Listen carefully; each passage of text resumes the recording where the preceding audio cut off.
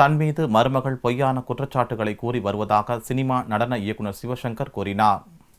சென்னை சாலிகிராமத்தில் உள்ள பிரபல சினிமா நடன இயக்குநர் சிவசங்கர் வீட்டு முன் அவரது மருமகள் ஜோதி கடந்த 3 நாட்களாக தர்ணா போராட்டம் நடத்தி வருகிறார்.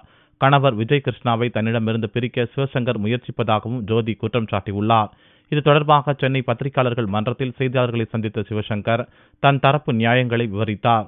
மகன் விஜய் கிருஷ்ணாவுக்கு மருமகள் ஜோதி தொடர்ந்து பல்வேறு பிரச்சனைகளை கொடுத்து வருவதாகவும் அதனால் விவாகரத்து கோரி நீதிமன்றத்தில் விஜய் கிருஷ்ணாவை வழக்கு தொடர்ந்துள்ளதாகவும் சிவசங்கர் கூறினார். அவர்களை தான் பிரிக்க நினைக்கவில்லை என்றும் தன்னை பற்றி பொய்யான தகவல்களை மருமகள் ஜோதி பரப்புவதாக கூறிய சிவசங்கர் பேர குழந்தைகளை கூட பார்க்க அனுமதிக்காமல் ஜோதி அவமானப்படுத்துவதாகவும் கூறினார்.